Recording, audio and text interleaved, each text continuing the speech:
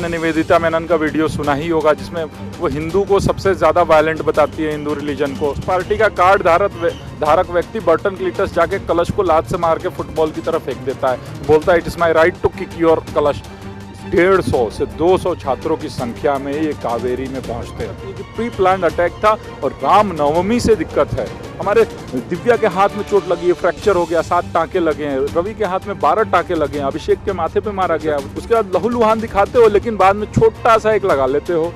दूसरी बात, हमें चिकन से बार बार कह रहा हूँ कोई आपत्ति नहीं है। लेफ्ट भी डिक्टेट करने वाला नहीं होता है कि आज चिकन ही बनेगा। हवन पूजन का अनुमति लेफ्ट विंग देगा क्या? मैम, जब एक तो जेएनयू में जो वायलेंस है, लेफ्ट का वायलेंस है, किसी से छुपा नहीं है। पिछले 30 वर्षों से दुर्गा पूजा जो हो रहा है उसमें हर बार बाधा डालना।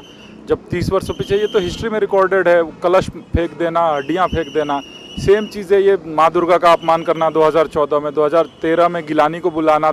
आपने निवेदिता मेनन का वीडियो सुना ही होगा जिसमें वो हिंदू को सबसे ज़्यादा वायलेंट बताती है, हिंदू रिलीजन को। साथ में उसके बाद आप देखिए 2015 में बर्टन क्लीटस वाला इंसिडेंट जो हाईकोर्ट में भी रजिस्टर्ड है, जिसमें छात्र पूजा कर रहे थे और कम्युनिस्ट पार्टी का कार्ड धारक व्यक्ति बर्टन क्लीटस जाके कलश को लात से मार के फुटबॉल की तरफ फेंक देता है, बोलता है it is my right to kick your kalash. उसके बाद क्या है कि आप 2017 में देखिए, 18 में देखिए, सिमिलर पैटर्न, ये सेम लोग हैं। ये बोलेंगे कि जेएनयू में पूजा होता है कोई दिक्कत नहीं है, नहीं, लेकिन हर बार दिक्कत करते हैं। अभी हिंदू नववर्ष का पोस्टर लगाया, उसको फाड़ने का काम इन्होंने किया।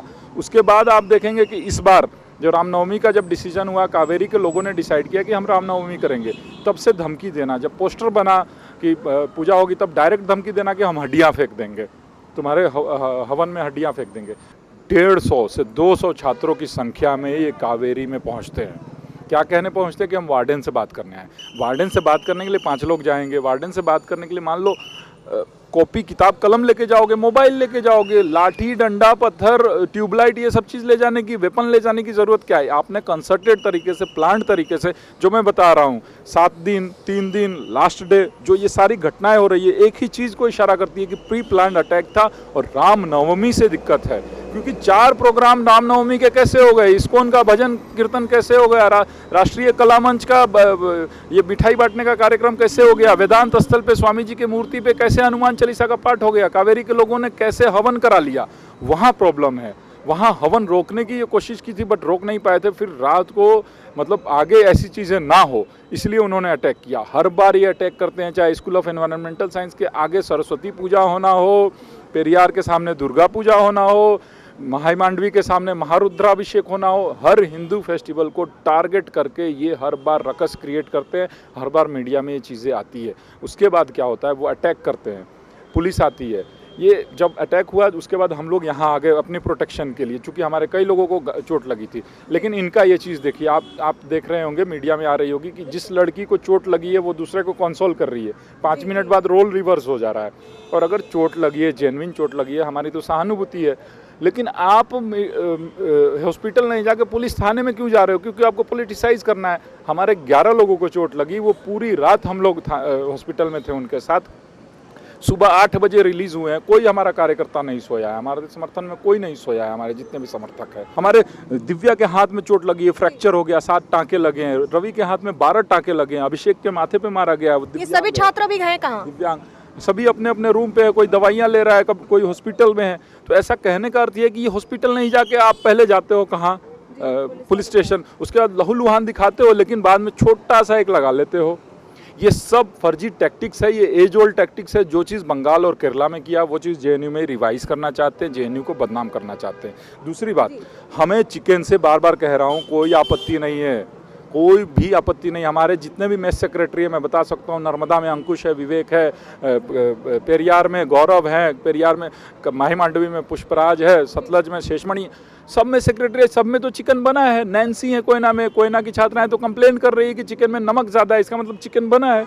तो कहने का अर्थ है कि जब हमें आपत्ति नहीं है चिकन बनाने से, लेकिन इस बात को मरोड़ा गया, तोड़ा गया। देखिए, हम कोई डिक्टेट करने वाले नहीं होते हैं कि क्या खाए लोग।